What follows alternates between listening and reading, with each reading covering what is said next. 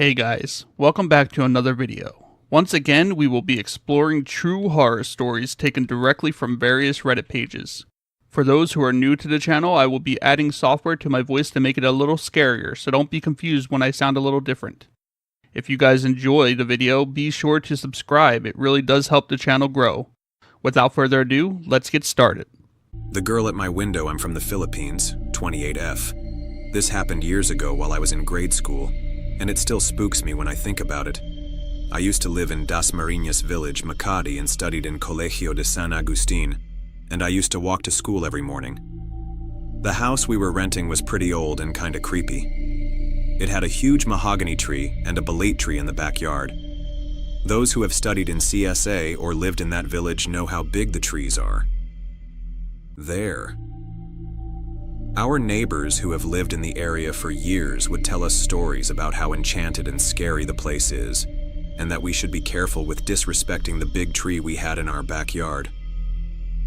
But I remembered there were times I would wake up with caked up mud on my blankets and thought it was me getting into bed with dirty feet, but I always took a shower before bedtime so I don't have to in the morning. I didn't think much about it. TBH, I didn't really understood any of it. I was busy surviving grade school. I had a best friend who I met in first grade and we were close all throughout grade school. Let's call her M. She was just like me. We loved manga and anime and would draw stuff for each other. She was obsessed with the idea of werewolves and vampires and the moon and how they change during the night. She would tell me that she was a werewolf and she would go hunting at night and wake up thinking it was all just a dream. You know, typical things kids would make up. I thought it was kind of cool and how good she was with illustrating that kind of imagination on paper. The other kids would think she was weird, cause she'd hiss and growl at them if they started messing with her, while I, on the other hand, would defend her. I remember one time during lunch we were drawing and she left to buy something, so I thought I'd browse through her sketchbook. It was really cool until I landed on one page of a girl in bed, sleeping and a werewolf climbing into her bedroom through the window. At first, it kind of bothered me that something looked familiar in that picture, but I couldn't put my finger on it. Until I flipped the page and my eyes widened, not because of the werewolf standing over the sleeping girl in bed, but because how I realized that it was Room. And I swear I've never invited her to my place before. My mom is very strict, and I wasn't allowed to have any friends over or hang out with friends outside of school. She got everything right from the dodgy bed frame to the old stained white lamp on my bedside table, the old K-Zone magazines stacked up underneath my bed. Then it hit me, when my eyes was looking at the bed sheets and the mud from the werewolf's feet soiling the bed. I didn't realize how fast my heart was pumping until she turned up behind me and asked me, "Do you like it?" I turned around to face her and she had this dead look in her eyes and a grin that gave me chills. I played it cool and asked who the girl was, and she said, "It's you, dummy? Don't you recognize your room?" And I didn't say a word and just looked at her. Then she continued to ask me, "You remember when I would tell you I would transform into a werewolf at night? Sometimes I would go to your house just so that I can see." I was too stunned to speak. Like, WTF, this isn't real. I didn't talk to her after that and brushed it off until I moved to another school the next year and moved out of that house. That's when I would read on Filipino folklore about aswangs. And I told my mom about it, and she got mad at me because it freaked her out, and that I should have told her back then about M. Well, yeah, that's my scary story. I wanted to share with y'all. I found my wife's obituary online, but she's sitting right next to me. I am chronically online. I Google lots of things and people when I'm bored. I've Googled my own name before, along with friends, acquaintances, conspiracy theories, and random internet sundries. But last night was the first time I'd Googled my wife's name. And I found something I'd never forget. The first hit was an obituary. Of course, I assumed it was someone with the same name as her. Her first name is Emily, and her last name is pretty common. Not gonna share it here because I don't want to be doxxed. But I clicked it anyway, just out of curiosity. My heart fell through the floor when I saw a photo of my wife on the website. Blonde highlighted hair, dark eyes, and the dates matched up too. 1986 to 2012. According to this obituary, she died when she was 26. I met her when she was 27. There's no way, I thought. This must just be someone who looks like her, with her name and her birth year. But I knew it was too many coincidences to be wrong. When I read the actual obituary, it only cemented things for me. It mentioned her love of horses, her volunteer work at a soup kitchen through her church, and her work as a biologist postdoc. So many details matched up, there was no way it could be a coincidence. "What you looking at?" I jumped as my wife came in from the kitchen and sat down next to me. On instinct, I slammed the laptop shut. "Nothing," I said. Then, realizing how suspicious I looked, I added, "I was looking at birthday gifts for you." For a second, her face froze, and I was worried she wouldn't buy my lie. But then she smiled, that warm smile I loved, crinkling her eyes at the corners. "That's so sweet," she said, coming to sit next to me. I swallowed. "Yeah." She cuddled up next to me, but I felt completely on edge. The warmth of her skin no longer felt warm and inviting. In fact, a chill ran down my spine. After a few minutes, I extricated myself from her embrace. "I don't feel good," I lied. "I'm going to lie down." "Aw, okay," she said, pouting. Before she could say anything more, I ran upstairs. As soon as I got on the bed, I brought up the obituary again. I stared at the grainy image of her face. It was definitely her. That warm smile, those mysterious, dark eyes. There was no way it could be anyone else. I scrolled through some of the other results, and I realized some of those too were related to her death. There was a Facebook memorial page, friends posting on it, names I didn't recognize, mourning her loss more than 10 years ago. The university she worked at had put out a statement with their condolences as well. But then I found something that made my heart stop.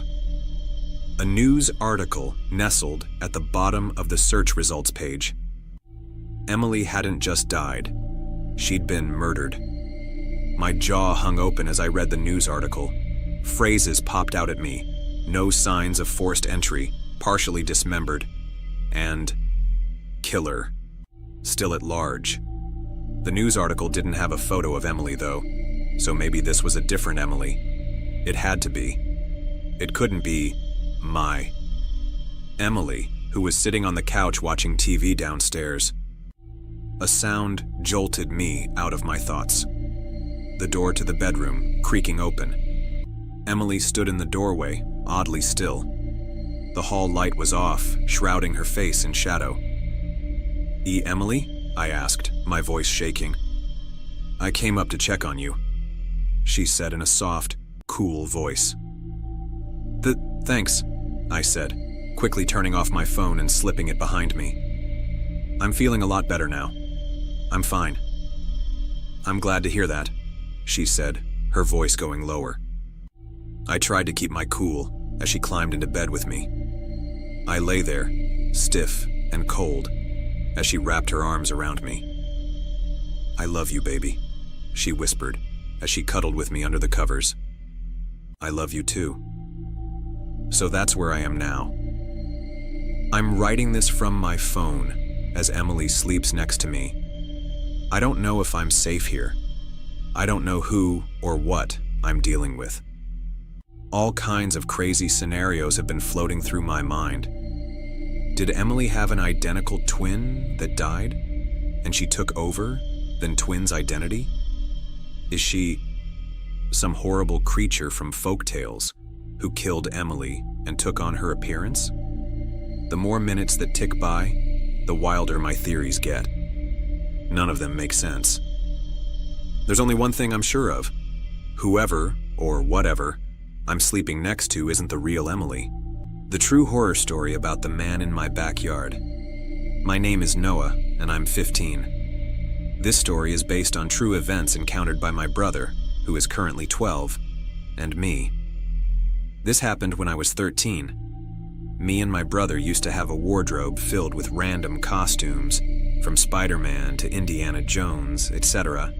We would always dress up and role play in our backyard, which was basically a big square if you looked at it from above, and had a metal fence all around it. Anyways, on this particular day, I was dressed as Indy, and my brother was dressed as Woody from Toy Story. We were role-playing as if I was captured and Woody needed to save me, or something like that. Doesn't really matter. It was in autumn when the days started getting shorter and it turned dark really quickly. We were just about to jump from the window, surviving a massive explosion of dynamite behind us, when I heard a whistle coming from somewhere around us. We both heard it and started looking around. Keep in mind that it was dark at that moment. After we looked around, seeing nothing, we heard another whistle. "Over here," said the man that was leaning against the fence, staring at us, with his eyes being red, as if they were filled with blood. Now, me and my brother were both scared shitless when we saw him. He was a middle-aged man, wearing a brown leather jacket, dirty jeans, and some really old white shoes. His hair was long and greasy. My brother was really scared and held onto my arm, shaking in fear. I looked at the man and yelled, "Get off of our fence, mister!" "I'll call my dad." He looked at me with an angry and frightening expression. What happened next was the thing that scarred me for life. The man jumped over the fence and started walking towards us. My brother started crying and I screamed for help. I was also crying as the man picked up the pace, and I led my brother with me to the other corner of the backyard. We both screamed as he got closer and closer, until I heard my dad scream from the porch, "Get the fuck away from my kids!" My father was 52 at that time, and I've never seen him run so fast. He charged at the man and knocked him down. He started beating the man and didn't stop until he was knocked out cold. He then got up and ran over to us as my mom, grandparents, and my aunt and uncle ran outside in shock as they saw the man laying in the grass. Our mom ran over to us and cried along with us, relieved that we weren't hurt. My uncle and grandpa held the man down as he tried to get up and run away, while my aunt called the police. After about 5 minutes, we heard the sirens. 3 policemen came up into the garden. 2 of them picked up and led the man into the car, while the other policeman came over to us and said that we'll have to come to the police station to make a statement. We went to the police station, made the statement, and went back home. Our parents, my brother and me, slept in one bed all together because we were all in shock. The next day, Detective B. Jakshich, the name is known but won't be shared for privacy reasons, came to our door and we found out that the man was a serious sex offender. I am so grateful that my brother and I weren't harmed, but I still don't know what would have happened if my family wasn't home. I don't think I even want to know. Something's in the woods, and we don't know what to do about it. So, let me explain the title. I live in a small town surrounded by thick woods, and there's a few other towns nearby. When my mother and I had first moved here, I had decided to go explore the woods. As I was walking, I found a bunch of huts made out of sticks. Then, I walked to a river and heard heavy breathing behind me. But when I turned around, nothing was there. I decided it was best to get out of there as quickly as possible. A few weeks ago, I went back to the same area of woods, and I saw a shadow of someone behind me and heard footsteps. Not sure if it was an actual person, but I ran out of there, not wanting to find out. Recently, my girlfriend had a dream that she was in her kitchen and looked out the window. There was a creature who looked like it was rotting. Its joints were all backwards and it looked humanoid and part goat according to her. It looked at her and made a strange scream. She then woke up. The next day, she was having a conversation with her little sister when she heard a voice outside. She paused in the middle of her sentence and freaked out when she heard a scream similar to the one in her dream. I've been hearing knocking at my window, and I am not happy about it. I've set up bowls of salt in my room, cleansed with bells and rose petals, and more. I'm just terrified if whatever it is getting in. Games night.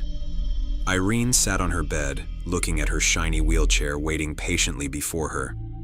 Any minute, Jorge and Tandy would be here now to take her down to the games. It was her first turn at the games, and knowing how poor she was at cards, Irene felt in her heart of hearts it would be her last. Losers were never returned to their rooms. It was all handled very efficiently and promptly. She looked around her room. It was comfortable, and during the few months she had been living here, at Magnolia, Senior, Care, she had made it her own. She would have been happy to live out her days here, have Marguerite and Lisa visit her, bringing their children on special occasions. She adored them and had helped out a lot when they were little. But now, even occasional visits were too much to ask for, with the kids older and immersed in their own lives. Her eyes wandered over her photos of happier days beside her children and grandchildren, when they Roger Lau, when they were babies, and later young children at zoos and picnics and school events. She smiled. Although her time would have been better spent, she thought somewhat bitterly, if she hadn't cared for them so much and played poker instead. Anyway, it was not like it was their choice. With the overflow of the elderly, chronically sick and disabled in rest homes and care centers, limits had to be imposed. The games were only one method of controlling resources, and not the worst. Those with the right skill set could survive for years, if not their normal lifespan. And homes where games were run had the best care available. High-quality medical services, great food, great social programming, individual support, counseling, and therapy. The Cadillac level. It's just that all residents had to play the games. There was light tap on the door, and Tandy and Jorge walked in without waiting for answer. They were wearing their smart, spotless cream and pink Magnolia uniforms, smiling brightly, and as lovely as supermodels, both of them. Normally, Irene would have been delighted to see and receive care from either of them, but now she could only muster a wan smile. "Here you are, dear," chirped Tandy. "Oh my, don't you look nice? Ready for the games?" Tandy and Jorge bent over, flashing their beautiful white smiles at her, and helped her into the chair. Jorge said, "Don't look so sad. It's your first time. You'll have beginner's luck." "Okay, here we go." Jorge pushed the wheelchair forward, making a fun zoom-zoom noise. Irene turned around for one last look at the photos, but Tandy was blocking her view, fussing with the medication and equipment on the side table. Irene lifted her voice. "Please, a minute?"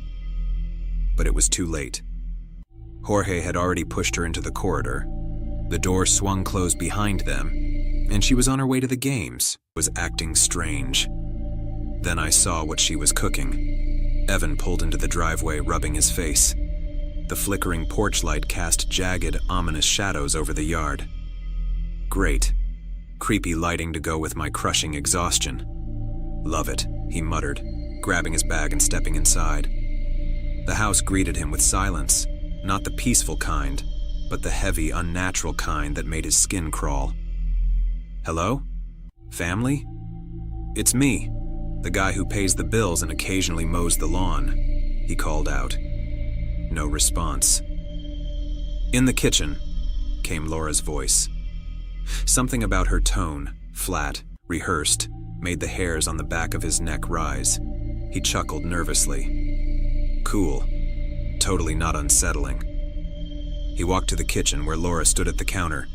Her back was to him, and the rhythmic thwack of her chopping filled the room. "What's for dinner?" he asked, forcing a light tone. "Dinner," she replied without turning. Evan stepped closer, catching sight of the cutting board. The meat she was slicing was wrong. Stringy, dark, and oozing something viscous. The metallic stench hit him like a punch to the gut. Okay, wow, that's not chicken, or beef. Or anything sold in stores, actually, he said, backing up slightly.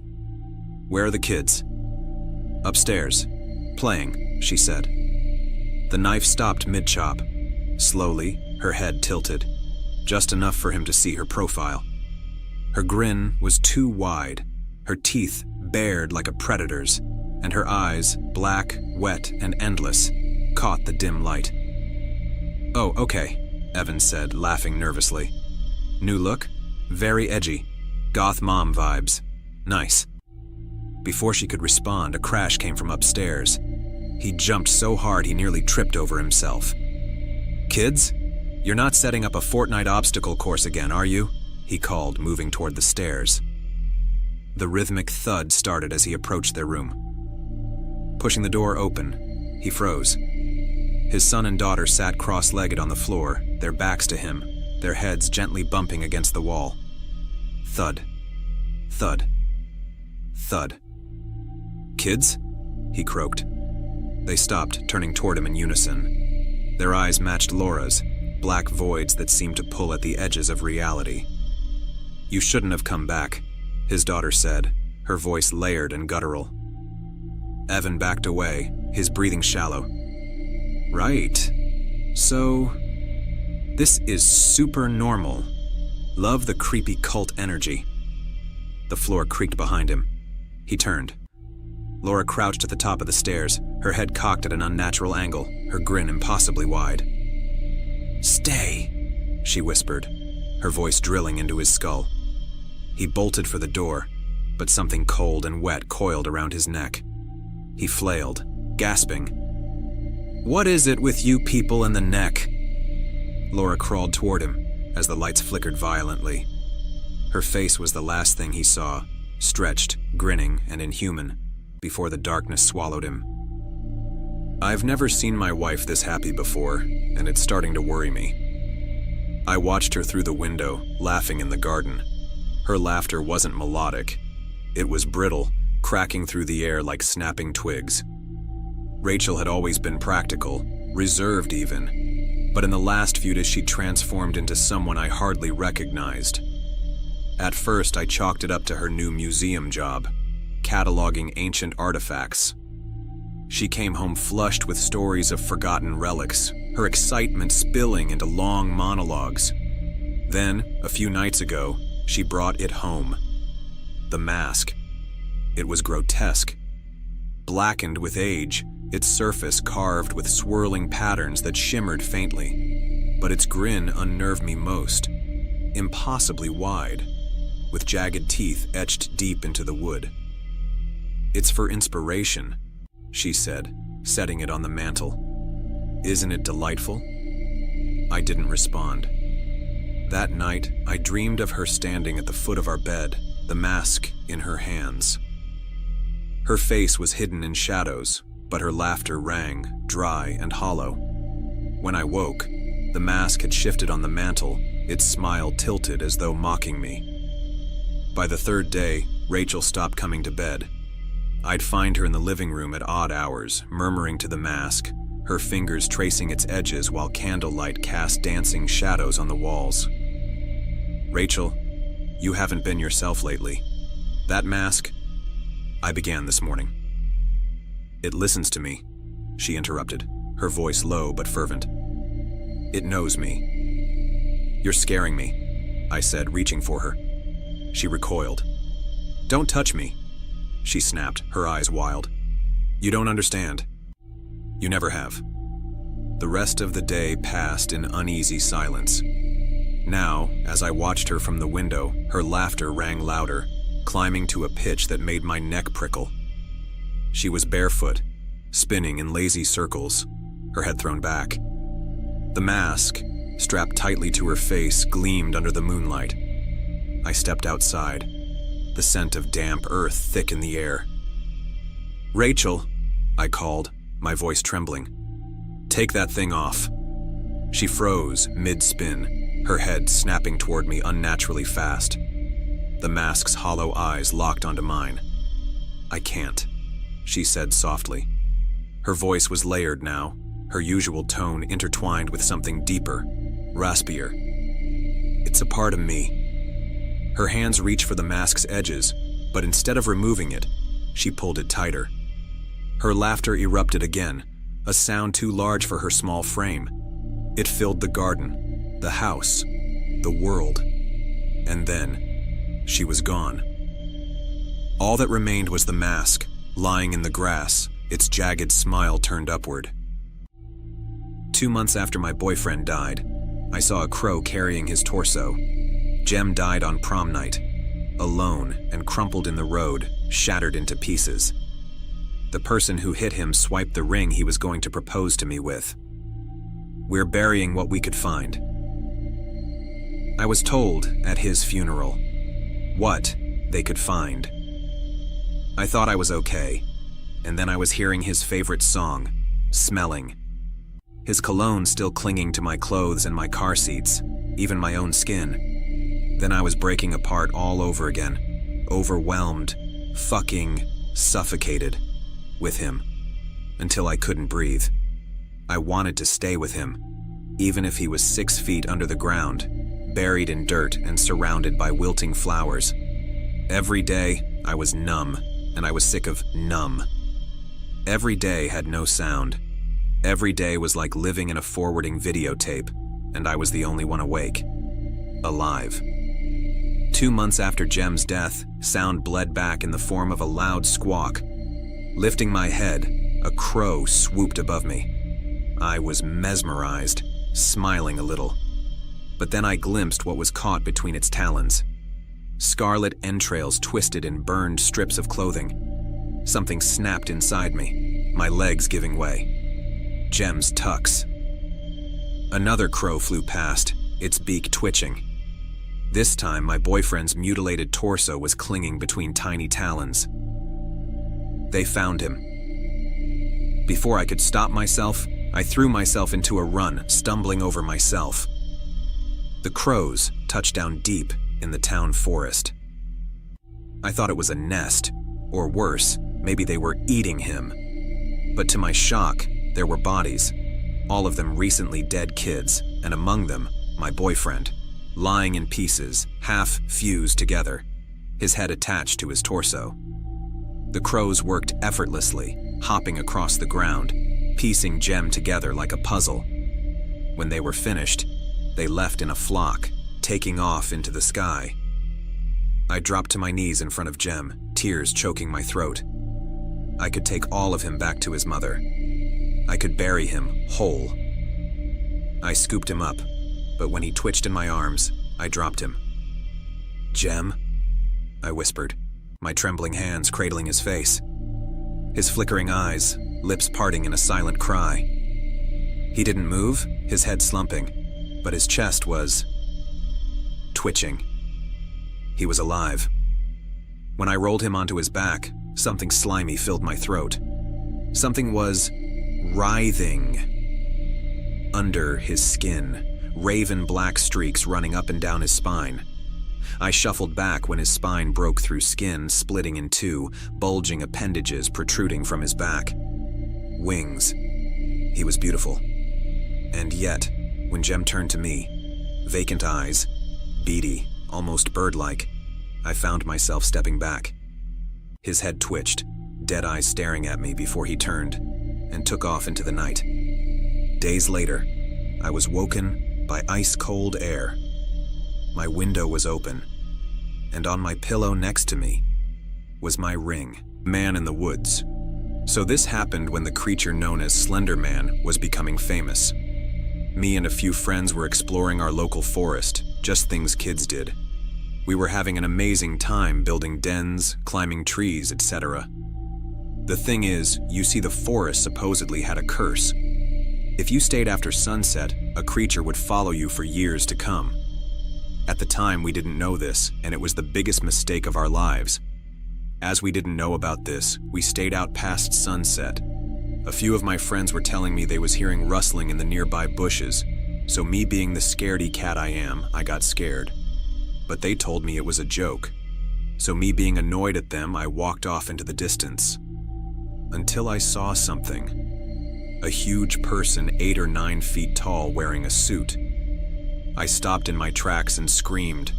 I turned around and ran as fast as I ever could, screaming for my friends to start running.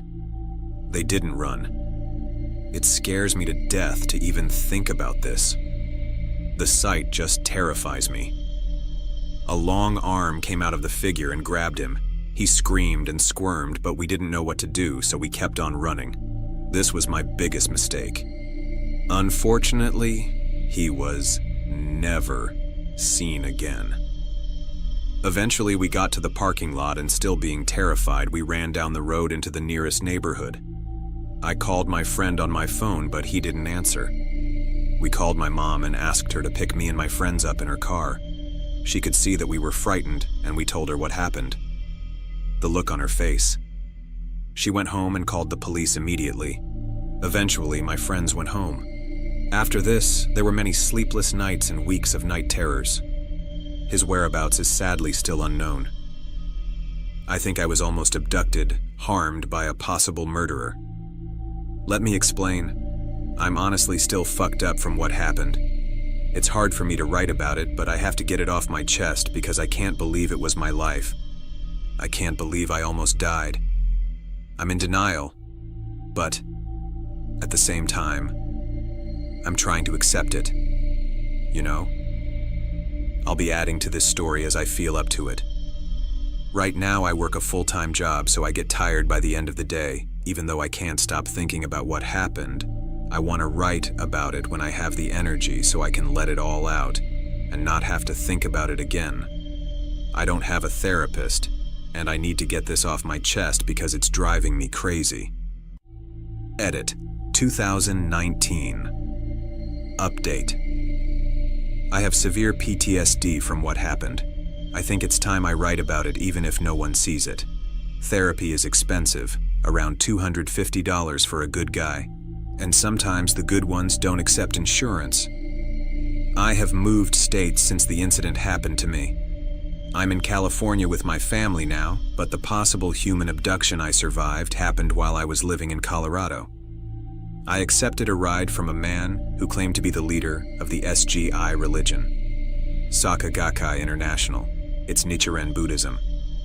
I used to practice it, but after almost being possibly killed, abducted by one of the guys from that religion, who claimed to be one of the district leaders in Colorado, I haven't been practicing it. I actually did some digging, and I think that the religion is a cover for human sex trafficking.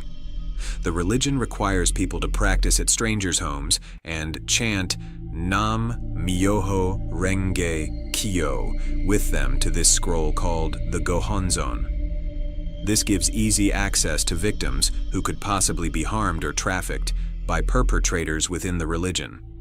I've been scared to talk about it online because I do not want to upset the SGI religion by talking about my experience. I'm afraid I have stumbled upon a massive, possible real-life conspiracy regarding the SGI religion. Only it's not a conspiracy because I was almost abducted myself. It began when I accepted a ride from a man who claimed to be the leader of the SGI district in Colorado. My car was broken down and I accepted his help, but he turned out to be extremely sketchy. I'm grateful I am even alive. Honestly, I need to just tell my story so that I can recover and move forward with my life, but I know that trying to talk about it is going to be very hard for me, so I have been putting it off. This is literally my second time signing into Reddit. The first time was to start typing this post. I can't believe over a year has passed since my original attempt to tell my story, but I suffer from some severe PTSD now. So time seems to pass on like that for me. Every day is a struggle for me mentally, because I can't believe I put myself in that situation. I blame myself for being so naive and for putting my life at risk like that, but I am grateful to be alive. I promise to finish this post within this week. If anyone is wondering what I have been up to, I've moved back in with family and I am currently taking care of my grandma as a full-time and home support caretaker. My previous job was that of a full-time makeup artist, so it was hard for me to post regularly before. I couldn't keep the job after my disturbing encounter. It shook me to my core, to the point where I know I need to see a real therapist and tell them about what happened to me, but I haven't been able to see one yet because I keep missing my doctor appointments due to anxiety. I have to keep rescheduling, and I need to see a doctor to get a referral for therapy so that my insurance covers it. Anyways, in the meantime, I looked up online therapy, and those options are pretty crappy. I think I would rather post about my traumatizing experience on Reddit over an app like BetterHelp. I looked into BetterHelp, and I don't think it will help me because my anxiety is far too severe. I need to see someone in person, but it's extremely hard for me to trust people, even professionals, after what has happened to me. Having someone I thought I could trust because they claim to be a part of the same practice religion as I, SGI Buddhism, traumatized me deeply when I put the pieces together and realized they were trying to harm me the entire time. Almost like how some Catholics have trouble believing or accepting that some of the priests and nuns would rape little boys and girls, my mind has trouble accepting that I was almost harmed myself by the same organization that I trusted. Anyways, I'm gonna have to finish posting what happened to me even though I am afraid. I would rather die saying the truth than keep my mouth shut and risk other people becoming victims like me.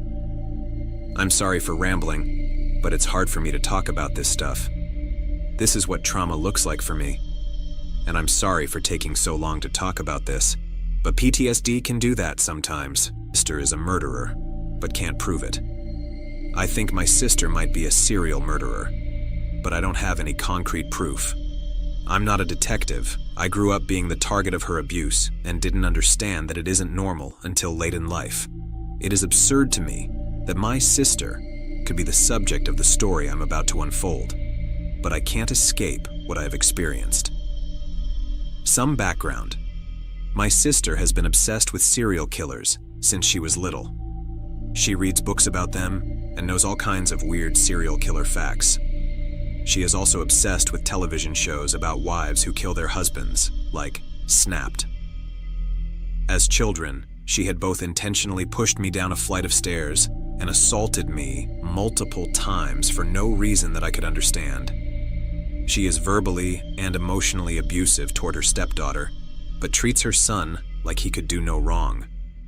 At the time, I didn't know what to do about it. One of my greatest regrets in life is not standing up for my niece more forcefully. She is extremely petty. Once she let a piece of meat go rotten, then cooked it and served it to her husband during a dinner party, so he would get sick in front of their company. We all laughed it off and just assumed that the steak must have somehow gone bad in the package and she didn't notice. We called it the shit steak incident, and it became a running joke. That is an extreme example, but there were constantly little mind games being played that neither me or her husband realized at the time. She would even openly threaten to kill her husband. We all thought it was just a really bad joke. But now, I think, she really was threatening him. The first death incident took place about 10 years ago. My sister and her husband separated, and she took her 14-year-old son with her. They got a small apartment together, and they were living off of child support and her small salary at a blue-collar job. During this time, she and her son had been fighting over his not meeting her standards of cleanliness. I want to note that she will vacuum 3 times per day and obsesses over any untidiness. She told me that they had a screaming match over him not cleaning the bathroom well enough. After a few months, her 14-year-old son, who had been in perfect health, was found face down on the couch, dead. The medical examiner's report cited heart failure, but could not give any underlying reasons. My sister blamed the HPV vaccine he had gotten 2 weeks earlier, or perhaps he randomly had an undiagnosed heart condition. She pushed to have him cremated as fast as possible.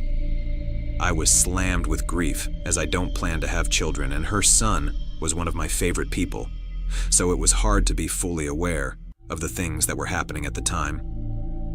I do distinctly remember my sister being very bitter and angry at my niece for mourning her brother. She actually said something like, "Look at her, pretending to be sad that he's dead." As time passed, having a dead son became the central point of my sister's identity. She talks about it constantly, to this day. She celebrates his birthday every year with a big balloon ceremony, while ignoring her stepdaughter, who by some perverse miracle has the same birthday her brother did. There were no child support payments to worry about now. The death temporarily fixed the separation in their marriage, but her continued abuse of her stepdaughter ruined it again. Basically, she wanted her husband to kick his daughter out in the street, and he said no, so she left again.